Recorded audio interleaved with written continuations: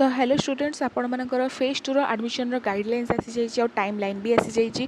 तो चलतु डिस्कशन करबा आपनकर को डेट रे आपण कोन करिवे आउ प्रॉपर्ली सब विषय डिस्कशन करबा आ मु एलिजिबिलिटी आपण को भी कहि देबी एठी। तो फर्स्ट देखंतु मु आपण को एलिजिबिलिटी विषय कहि दोछि बिकॉज़ पिला मानकर सेटा ही मेन टेंशन। एलिजिबिलिटी होचंती ऑल माने आपण एडमिशन करिसंती जदि ताहाले भी आपण एलिजिबल जदि आपण एडमिशन करि नाहंती ताहाले भी आपण एलिजिबल।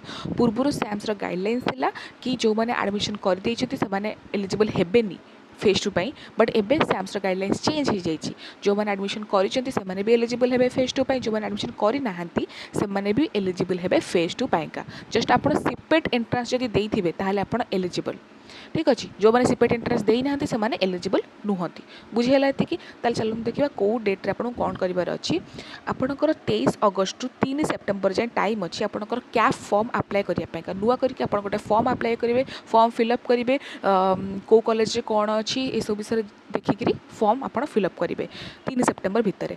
तापर 9 सेप्टेम्बर कौन हम ना 9 सेप्टेम्बर रे फर्स्ट राउंड सिलेक्शन पाइका माने लिस्ट बाहर जो मैंने फर्स्ट राउंड रे सिलेक्शन हो जाइए गोटे लिस्ट बाहर आउ वेट लिस्ट जो मैंने अच्छे भी गोटे लिस्ट बाहर माने बेसिकली जदि गोटे कॉलेज 5टा वैकेंसी अच्छी ताले फर्स्ट 5 जनकर गोटे लिस्ट बाहर आउ 6 रु तलू जी भी गोटे लिस्ट बाहर पूरा लिस्ट बाहर आप मेरिट लिस्ट गोटे बाहर कॉलेज को मैंने पकई रैंक के जमी फर्स्ट राउंड में होता राइट। आउ 10 रु 12 सेप्टेम्बर भितर डका हम जो मैंने फर्स्ट राउंड माने एलिजिबल होती माने गोटे कॉलेज धर 5टा वैकेंसी अच्छी पिला माने अप्लाई कले 10 तापर 1 रु 5 भितर जो पिला माने थे तांकू सिलेक्शन पाइका डका फर्स्ट राउंड रे बुझीगला एतिकी। तापर कौन ना जो मैंने वेट लिस्टेड रहीगले माने 6 रु 10 जो मैंने से तो वेट लिस्टेड रही तो से माने कौन हम ना 13 रु 15 सेप्टेम्बर भितर जाकि रिपोर्टिंग करेंगे कॉलेज रे जो कॉलेज तुम मैंने पकईच से कॉलेज तुम मैंने जाकि रिपोर्टिंग कर जो मैंने वेट लिस्टेड रहीगल बुझीगला। फर्स्ट राउंड रे पिला माने जेतेबेले एडमिशन करदेबे बाकी जो मैंने वेट लिस्टेड रहीगल से माने जाकि कॉलेज रे रिपोर्टिंग करबा must reporting mandatory reporting mandatory जमी भी आपको रिपोर्टिंग करा पड़ो से कॉलेज जाकि 13 रु 15 सेप्टेम्बर भितर आपड़ जो कॉलेज पकई से कॉलेज जाकि रिपोर्टिंग करेंगे या भावेनि कि मोर सिलेक्शन हम कि नहीं मत तो कॉल आसनी जदि आप जो कॉलेज एडमिशन मैंने पकई आपंकर एडमिशन कर इच्छा अच्छी ताल आप जाकि रिपोर्टिंग करेंगे।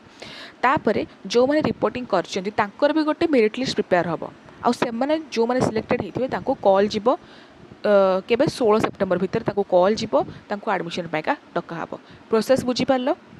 मु फर्स्ट आउ थे कहीदे कि 23 अगस्त रु 3 सेप्टेम्बर भितर तुम गोटे नुआ कॉमन एप्लिकेशन फॉर्म अप्लाई कर वैकेंसी देखिकी। तापर 9 सेप्टेम्बर कौन ना गोटे माने सीट्स अलॉटमेंट जो हम ये गोटे लिस्ट प्रिपेयर हो माने फर्स्ट राउंड जो मैंने सिलेक्ट होती लिस्ट प्लस वेट लिस्टेड जो मैंने अच्छा लिस्ट प्रिपेयर हो 10 रु 12 सेप्टेम्बर भितर फर्स्ट राउंड जो मैंने माने एलिजिबल होती डका हम एडमिशन पाइका।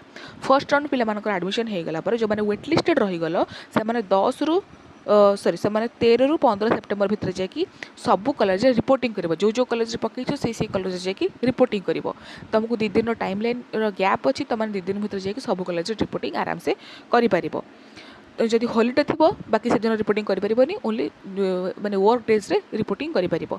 जो मैंने रिपोर्टिंग कर भर गोटे पुणी मेरिट लिस्ट प्रिपेयर हम जो मैंने एलिजिबल होती एडमिशन पाइका डका हम फोन कॉल करके एडमिशन पाइका कहुव। ठीक अच्छे ये सब जिन 16 सेप्टेम्बर भितर हम बुझीपार।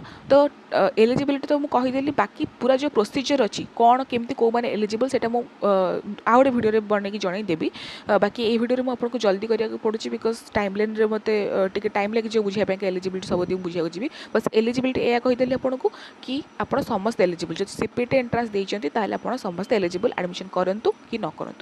तो नेक्स्ट भिडियो देखा धन्यवाद।